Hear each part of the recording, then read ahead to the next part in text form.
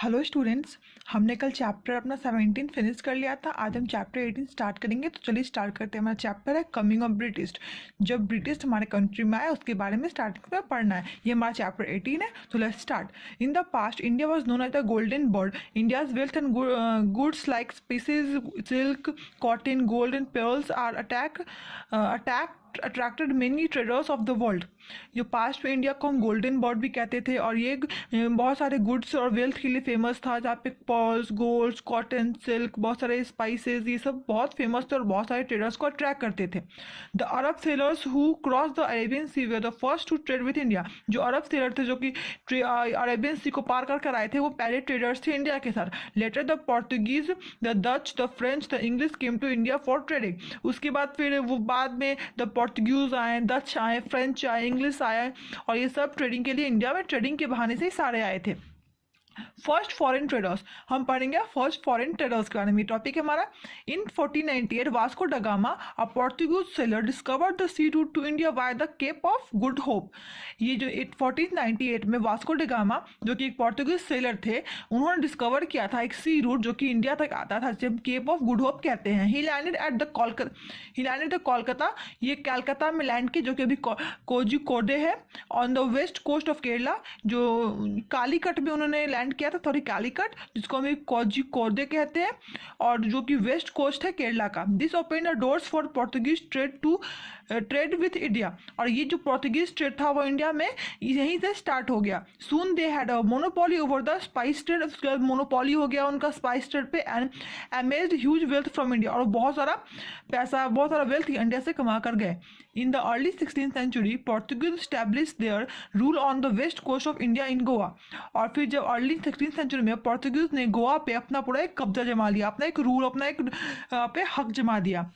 Towards the end of 16th century, other European traders such as Dutch, 16th century के last तक other जो European trader थे कि Dutch थे, जो इंग्लिश थे, फ्रेंच थे, उन्होंने भी डिसाइड किया कि वो भी इंडिया आएंगे। Britain slowly defeated all the other European countries. और ब्रिटेन ने धीरे धीरे सारी यूरोपियन कंट्रीज को हरा दिया था उस समय तक। अब हम देखेंगे ईस्ट इंडिया कंपनी जो सबसे बड़े टाइम तक सबसे ज़्यादा इंडिया का एक तरह से हार्म किया था, वो था ईस्ट इंडिया कंपनी, जो कि आके इंडिया को बहुत ज़्यादा ये इस पर शोषण किया था। Tales of India prosperity reach England through the British traveller who came to India. जो इंडिया का जो प्रॉस्पेरिटी का था, इतनी बड़ी देश का, इतने अच्छे होने का, इतना खूबसूरत होने का जो बात था, ये खबर ब्रिटिश ट्रैवलर के द्वारा ब्रिटिश इंग्लैंड तक गया था। The British merchant form the East India company. और ब्रिटिश मर्चेंट ने फिर एक कंपनी खोली थी जो कि थी east India company. East India company दरअसल एक कंपनी थी जो कि 1600 सी में बनाई गई थी ब्रिटिश मर्चेंट के द्वारा with permission from queen Elizabeth one. और उन्होंने अपना परमिशन लेके क्वीन इलिजाबेथ वन से परमिशन लेके कंपनी खोली थी। Who was the queen of England and Ireland eight that time, जो कि इंग्लैंड की और आयरलैंड की क्वीन थी उस समय की। फिर later with the permission of Mughal empire Jahangir. फिर जहांगीर की permission the company setup their trade centres in Bombay. फिर जहांगीर जब राजा था तो उनके ऑर्डर लेकर उन्होंने अपना मुंबई में, बॉम्बे जो कि भी बॉम्बे था पहले, जो कि अभी मुंबई है, चेन्नई में रिस्पेक्टिवली, उन्होंने वहाँ पे अपने ब्रांचेस खोलने लगे। द बिल्ड फोर्ट, उन्होंने किले बनाए। Start keeping their own army. फिर अपना वो सुरक्षा के लिए आर्मी लाने लगे। Excuse to protect their godown, अपना गोडाउन को प्रोटेक्ट करने के लिए। ऐसे ऐसे करके उन्होंने धीरे धीरे इंडिया पे अपना एक तरह का पूरा मोनोपोली बनाने का पूरा एक प्लान कर लिया था। उसके बाद है हमें one of the most historical battle, the battle of Plassey, India के हिस्ट्री का। The Mughal empire had come very weak after Aurangzeb. जो मुगल एम्पायर था वो बहुत कमजोर हो गया था औरंगजेब के बाद। डाइट जब वो मरे 1707 में। By this time the East India Company was eager to take control over the various parts of India. और इस टाइम तक ईस्ट इंडिया कंपनी पूरी हावी हो चुकी थी बहुत सारे पार्ट्स में इंडिया के कंट्रोल लेने के लिए। They first wanted to bring Bengal under their control because it was the richest province in the country.